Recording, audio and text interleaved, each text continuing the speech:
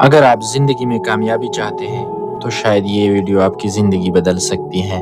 آج ایک ایسا سٹوری آپ کے ساتھ شیئر کرنے والا ہوں کہ بہت حیران کن ہے۔ جیک فنی امریکہ کے انتہائی کنجوس لوگوں میں سے شمار تھا۔ یہ بچپن سے کنجوس تھا۔ آپ اس کی کنجوسی ملاحظہ کیجئے۔ یہ امریکہ کے ارب پتیوں میں شمار ہوتا ہے۔ یہ اس وقت بھی اربوں ڈالرز کے شیئر کا مالک ہے، لیکن یہ آج سان فرانسسکو میں کرائے کے فلیٹ میں رہتا ہے۔ یہ 75 سال سے پبلک ٹرانسپورٹ استعمال کر رہا ہے۔ یہ چھوٹے ہٹس ریسٹورانوں میں جاتا ہے اور $2.25 کا برگر کھا لیتا ہے۔ منرل واٹر نہیں خریدتا، ٹونٹی کا پانی پی لیتا ہے۔ یہ ان 1% امریکیوں میں بھی شامل ہے جو تلوے گیس جانے کے بعد جوتوں کو سیول تبدیل کراتے ہیں۔ جیک فنی کے پاس صرف 3 سوٹ ہے۔ یہ شرٹس، پتلون اور جرابے بھی 2 سال چلاتا ہے۔ یہ شراب خانوں میں، مہنگی کافی شاپس اور برانڈڈ شاپنگ سینٹرز میں بھی نہیں جاتا۔ یہ ہوائی سفر کے دوران ہمیشہ اکنامی کلاس میں سفر کرتا ہے، چنانچہ یہ ہر طرف سے امریکہ کا کنجوس ترین ارب پتی ہے۔ لیکن یہ اس اذیتناک کنجوسی کے باوجود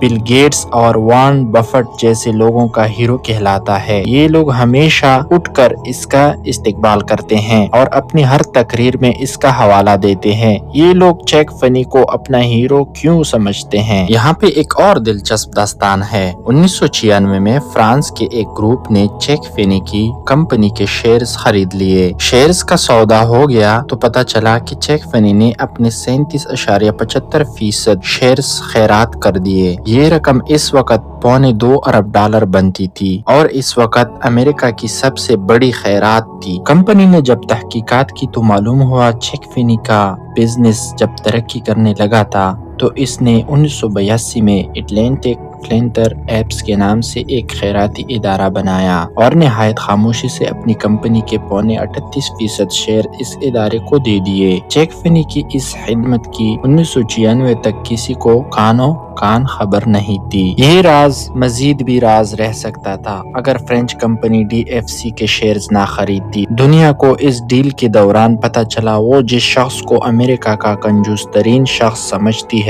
وہ دنیا کا سخی ترین شخص ہے۔ اس نے اپنی دولت دکھی اور بے بس انسانیت کے لیے وقف کر رکھی ہے۔ بل گیٹس اور وارن بفٹ نے 2010 میں دی گیونگ چیلنج کی تحریک شروع کی۔ یہ لوگ اس تحریک کے ذریعے دنیا کے امیر ترین لوگوں، صنعت کاروں، تاجروں اور سرمایہ کاروں اور ارب پتی شہزادوں سے وعدے لیتے ہیں۔ یہ دنیا سے رخصت ہونے سے پہلے اپنی دولت کا بڑا حصہ انسانی فلاح کے لیے وقف کر دیں گے۔ جیک فنی بھی 2011 میں دی گیونگ چیلنج کا حصہ بن گیا اور یہ اپنی دولت کا خطیر حصہ وقف کر چکا ہے۔ وارن بفٹ اسے اپنا اور بل گیٹس کا ہیرو قرار دے چکا ہے۔ اس کا کہنا ہے ہم سب لوگ بتا کر اللہ کے نام پر خیرات کرتے ہیں، لیکن جیک فنی نے اپنا سب کچھ انسانیت کے لیے وقف کر دیا اور کسی کو کانوں کان خبر نہ ہوئی۔ جیک فنی کا خود کا کہنا ہے میں نے زندگی میں بے شمار خیالات، بے شمار آئیڈیاز تبدیل کیے، لیکن میرا ایک آئیڈیا مستقل تھا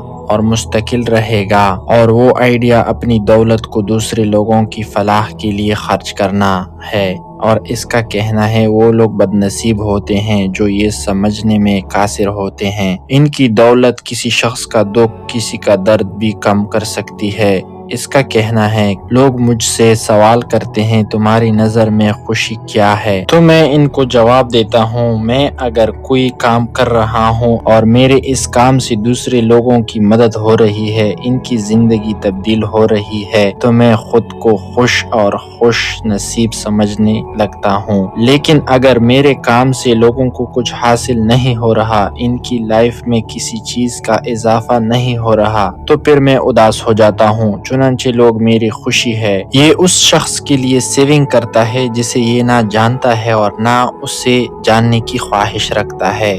بس اس کا مقصد یہ ہے کہ اس کی کمائی ہوئی رقم کسی بے بس کا تن ڈھانپ سکے، کسی بیمار کی شفا کا ذریعہ بن سکے یا کسی کی جہالت کو علم کی روشنی میں بدل سکے۔ جیک فنی کی کہانی ہمیں یہ سکھاتی ہے کہ دولت وقتی ہے لیکن ٹیلنٹ اور خدمات مستقل ہے۔ اگر آپ چاہتے ہیں کہ آپ کی کامیابی درپا ہو تو اپنے ٹیلنٹ کو پہچانیں اور اسے نکھاریں اور اسے دوسروں کی بھلائی کے ساتھ جوڑے۔ یاد رکھے، دنیا آپ کو اس وقت تک یاد رکھتی ہے جب آپ کے ہنر سے دوسروں کی زندگی بدلتی ہے۔